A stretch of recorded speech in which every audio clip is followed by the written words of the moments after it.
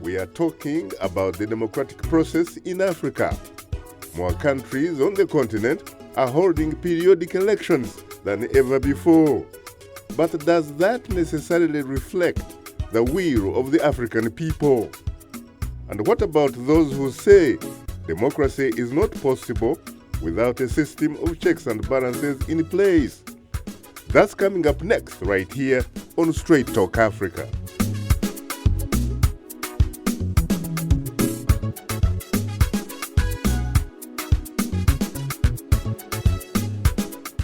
Hello, welcome to Straight Talk Africa. It's Wednesday, July 31st. I am Shaka Ssali. And hello to you, Shaka, and hello to all our viewers and listeners on the continent and elsewhere. I'm Mariama Diallo, your social media reporter. Today, we'll talk about the road to democracy on the African continent through elections. And coming up later in our social media segment, you, our audience, have responded to our topic of the week through your emails and Facebook comments. We'll reveal some of them ahead on Straight Talk Africa. But first, the people of Zimbabwe want to know if a new constitution and decades of President Robert Mugabe in power brings wisdom or turmoil, change, or more of the same. VOA's Mary Arish Salinas has more. For 33 years, President Robert Mugabe has ruled Zimbabwe, his image shifting during that span from anti-colonial liberator to intolerant dictator who brutalizes his own people. In election after election, he has claimed victory, even as the unemployment and poverty rates in the once prosperous country have soared to more than 80%. So why do international experts say the election process should move forward, despite reports that it is rife with problems and stacked in favor of Mr. Mugabe and his ZANU-PF party? I think that it is imperative that they move forward because the conclusion of these elections, whatever the outcome, set in motion the beginning of the end of Robert Mugabe's tenure as president. Former U.S. Assistant Secretary of State for African Affairs Johnny Carson says the new constitution adopted in May limits a president to 2 5-year terms. And while it is not retroactive, it does start the clock ticking for a leader who is almost 90 years old. It's unlikely that he will be able to serve out 1 or 2 terms. Zimbabwe's ambassador to the U.S., Machiyenvika Mupuranga, says that may be so, but Mr. Mugabe's policies will continue. Mugabe can go tomorrow, but the people of Zimbabwe will continue the struggle that was started by ZANU-PF. President Mugabe appears eager to end the fractured unity government he was forced into with Prime Minister Morgan Tsvangirai and his MDC party after a disputed 2008 poll. And this one should be a fight of our lives. Mr. Tsvangirai says he does not expect this election to be credible, but he sees hope for a new Zimbabwe. Our collective desire for real transformation will make us triumph over the setbacks we have experienced.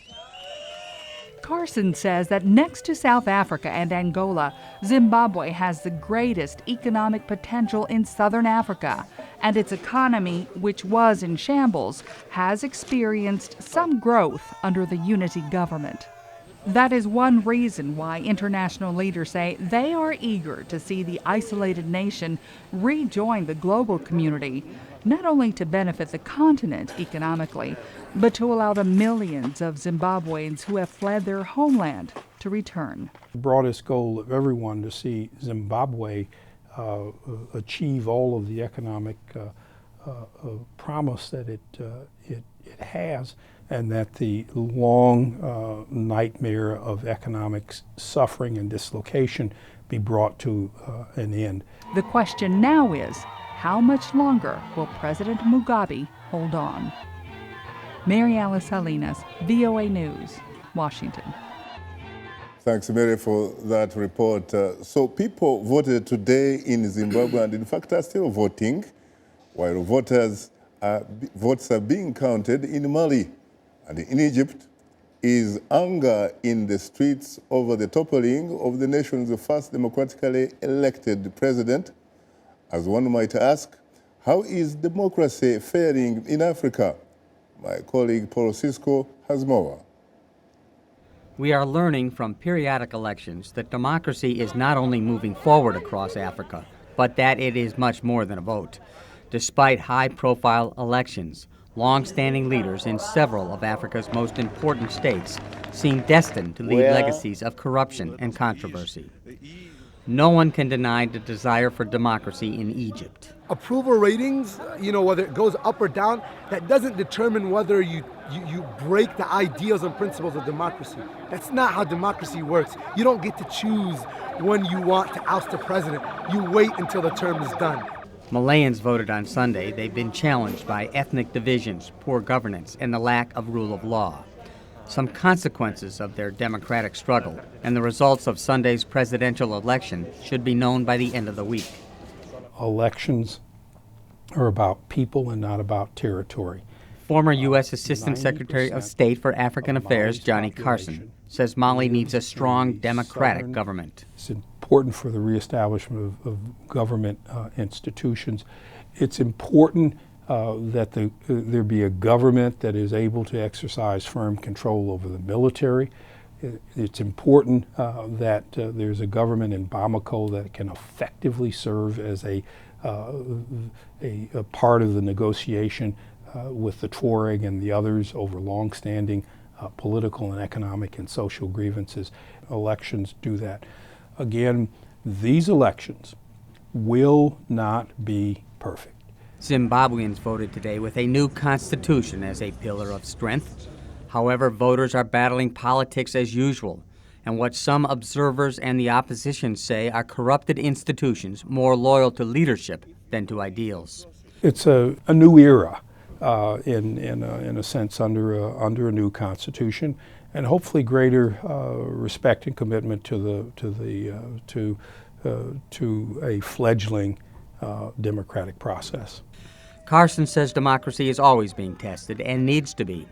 The last election in Zimbabwe brought violence and a unity government. The presidents of Botswana, Mauritius, and Ghana are among the leaders of nearly 20 African governments that came to power through elections that were generally considered to be legitimate, free, fair, and that reflect the will of the people. These elections may tell us when and if the people of Zimbabwe and Mali will be able to say the same. Paul Cisco, VOA News. That these leaders that we have in power come to serve us. They are serving us, and it's us who give them the power to serve us through elections. But do most people on the continent, frankly, know that they have the power you are talking about? They do not know that they have the power I'm talking about because of lack of civic empowerment. We need civic education. Who is supposed to provide it? Now, for a long time, we have left this role of civic education to the state. Many countries have state organizations supposed to focus on civic education. The government. And they have not done that. Why? Is it because it is not in the government's interest for its own people yes, to actually get exposed and get to know what kinds of powers or rights they have? Your guess is good as mine on that, Shaka. That is the reason why we are thinking that civil society organizations need to fill this gap.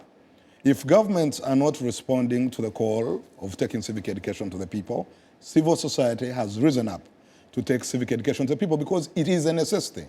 We need our people to understand that power really belongs to them before they can exercise it. I see.